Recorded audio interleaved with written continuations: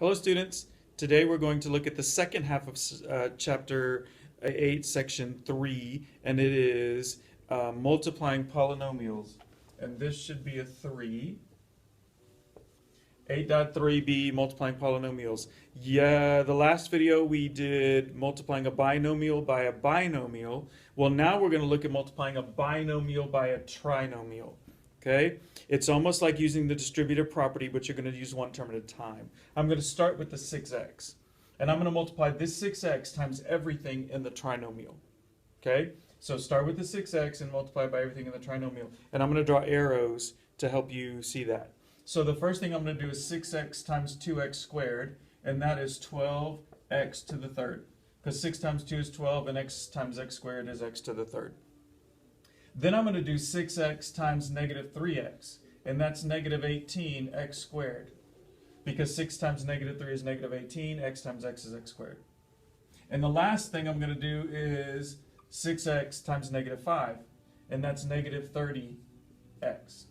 6x times negative 5, 6 times negative 5 is negative 30, and then x is the only thing left. Okay?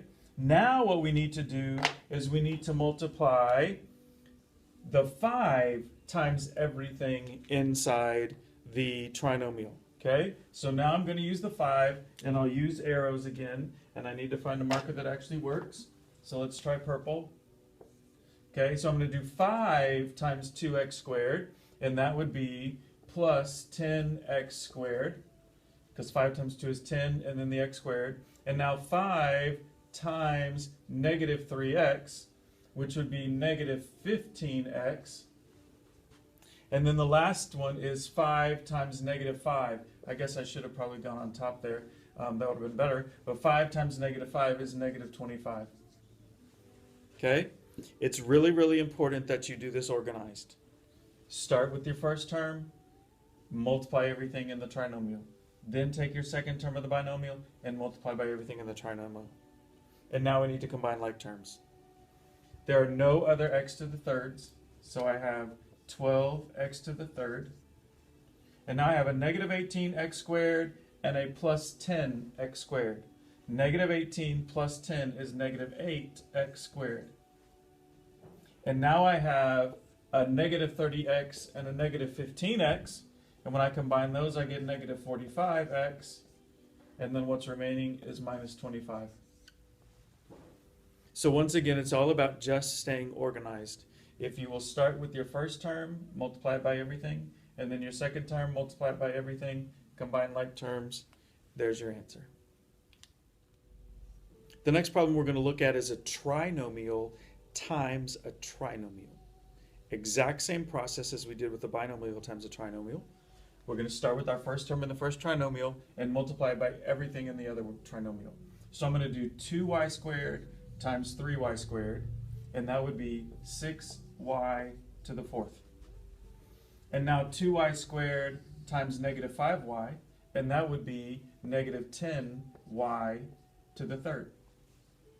Because 2 times negative 5 is negative 10, y squared times y is y to the third.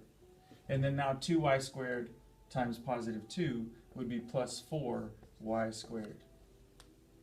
And I'm going to change markers, and I'm going to use green. And now we're going to take the 3y, and we're going to multiply the 3y times everything in the trinomial. So 3y times 3y squared is plus 9y to the third. And then 3y times negative 5y would be negative 15y squared. And then 3y times 2 would be plus 6y.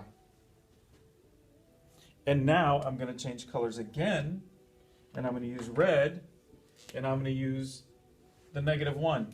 And now I multiply the negative 1 times everything inside the trinomial. So negative 1 times 3y squared is negative 3y squared. And I'm going to shift the camera just a tad so we can make sure to get everything in. And then negative 1 times negative 5y would be positive 5y. And then negative 1 times positive 2 would be negative 2. So now that I've multiplied each term in the first trinomial by each term in the second trinomial, I can combine like terms. I don't have any more 6y to the fourths. What you'll notice when you're doing this is your first term and last term are going to stay the same every time. So 6y to the fourth. And then I've got a negative 10y to the third and a plus 9y to the third.